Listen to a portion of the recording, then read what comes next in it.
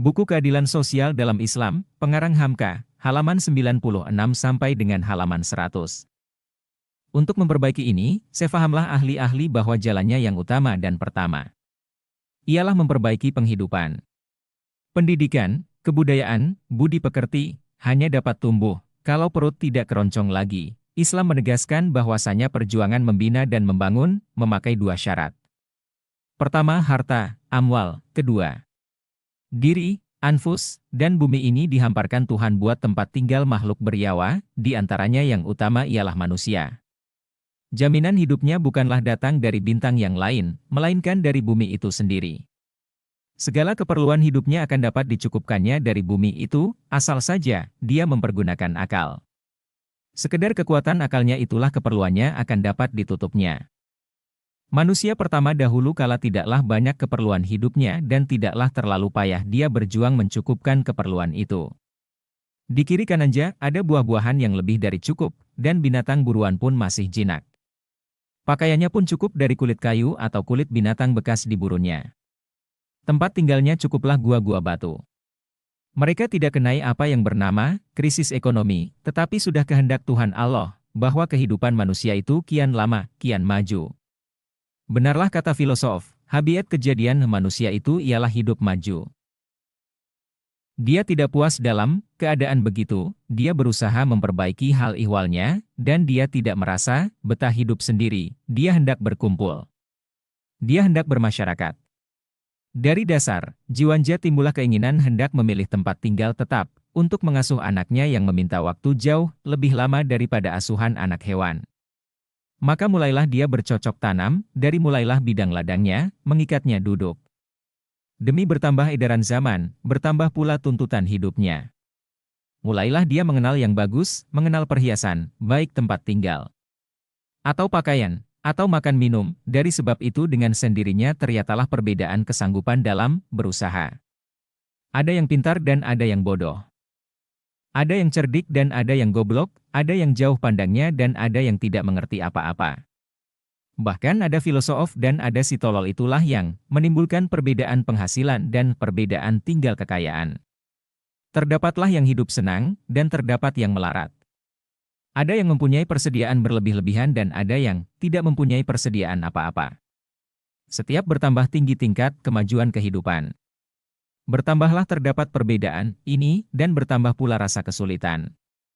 Dan timbullah rasa tidak puas dengan keganjilan dan perbedaan itu.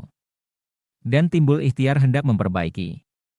Disinilah timbul ilmu ekonomi, di dalam memajukan dan memperbaiki ekonomi itu, terasalah bahwa perbedaan besar tentang kekayaan.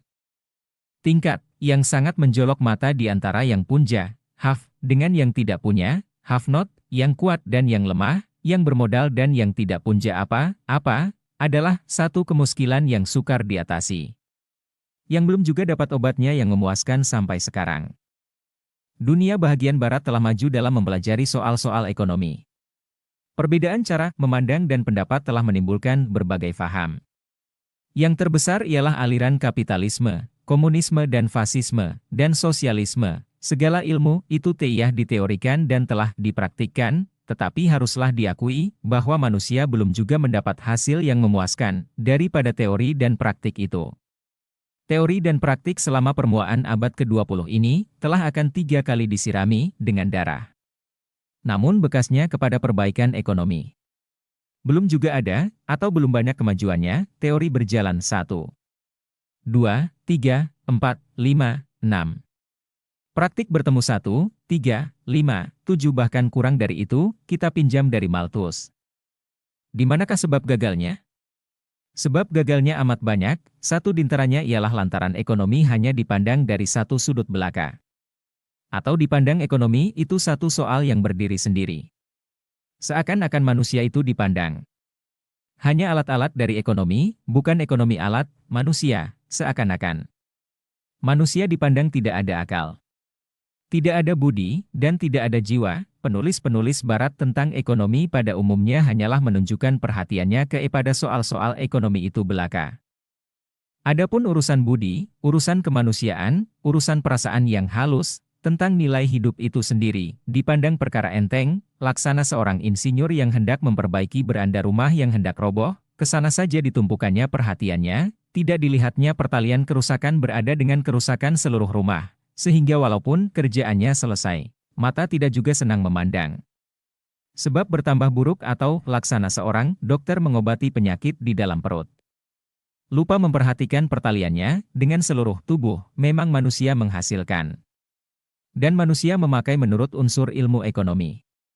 Tetapi ingatlah bahwa di samping itu dia mempunyai pula segi lain, yaitu segi budi. Segi pergaulan hidup dan segi kejiwaan. Semuanya ikut serta di dalam membina manusia sebagai manusia, dan membina manusia sehingga mempunyai apa yang dinamai kemanusiaan. Pincanglah penyelidikan, kalau pandang tidak disampaikan ke sini, perjalanan manusia dari segi budinya, bukan sedikit pengaruhnya atas ekonomi. Seorang kaya yang menyimpan banyak, yang tidak memperdulikan orang lain, hanya memperdulikan kesenangan dirinya, yang melomba nafsunya sekenyang-kenyangnya kepada kepuasan, yang setiap hari menunggu pendapat baru untuk mencapai kesenangan, yang setiap hari mencari mode dan model yang baru, perhiasan rumah, lagak pakaian dan macam ragam makanan enak, dengan tidak memperdulikan bahwa di sampingnya dan tidak jauh daripadanya ada si melarat yang tidak mempunyai apa-apa, yang telah hilang sari mukanya karena lapar. Orang kaya yang semacam ini, bukan sedikit merusak ekonomi. Orang kaya semacam ini menanam dendam dan iri hati dan kebencian dalam masyarakat. Benci dan iri hati pun mengusut ekonomi, ajaran Marxisme umumnya, dan cabang komunisme dari ajaran itu pada khususnya, telah berusaha hendak menghilangkan pertentangan yang menjolok mata ini. Kita harus mengaku bahwa di dalam beberapa hal dia telah berhasil. Tetapi dia pun di dalam mencapai hajatnya itu telah terjerembab, terjatuh pula kepada satu kesalahan besar, yang tadinya tidak diperhatikan. Sebagai juga ajaran-ajaran ekonomi yang lain, dia memandang manusia itu sebagai barang yang kebetulan pandai menarik nafas. Dia tidak mengakui bahwa manusia itu pada asal kejadiannya ada agama, dia tidak mengakui adanya perasaan halus, tidak mengakui adanya kemerdekaan, tidak mengakui adanya pribadi. Manusia menurut komunisme hanyalah semacam binatang yang berputar-putar di keliling ekonomi, dia anti-imperialis dan anti-kapitalis, lalu ditukarnya dengan imperialis dan kapitalis yang lebih hebat dan lebih tidak terpikul oleh manusia daripada kapitalis dan imperialis yang ditumbangkannya. Sebelum kapitalisme itu ditumbangkan, orang merasai sakit tekanan kapitalis yang berserak-serak, yang bercerai-berai. Tetapi setelah pemerintahan komunis didirikan, dikumpulkanlah kekuatan kapitalis yang berserak itu ke dalam satu tangan, yaitu tangan pemerintahan diktator. Dia mempunyai kekuasaan yang tiada berbatas, kekuasaan yang luas sekali, buat menekan pertumbuhan pribadi orang seorang.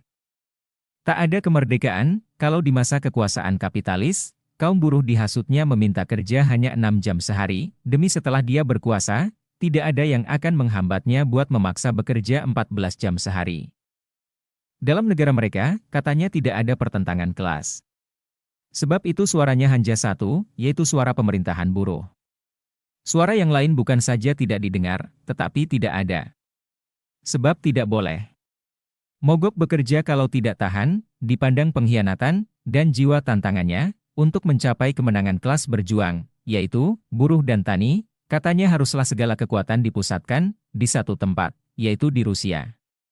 Segala kekayaan, ekonomi negeri-negeri yang masuk dengan sukarela, atau masuk dengan kekerasan, atau masuk dengan tipu daya ke dalam lingkungan tabir besi Rusia, haruslah diserahkan kepada kontrol Rusia. Menentang Rusia adalah pengkhianatan.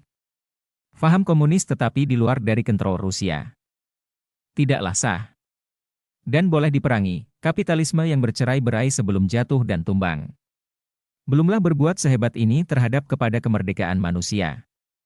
Semboyan imperialis-imperialis lama, hanya kurang sedikit saja daripada semboyan-semboyan imperialisme model baru ini, yaitu komunisme. Di negara kapitalis masih ada juga permusyawaratan buruh dan majikan, untuk mempertinggi tingkat hidup. Dan di negara komunis tidak ada itu. Dengan alasan, ini adalah pemerintahan kamu sendiri. Dunia sekarang telah payah. Kemanapun memandang, tidak puas sudah tiba masanya menghilangkan yang tumbuh dalam sejarah.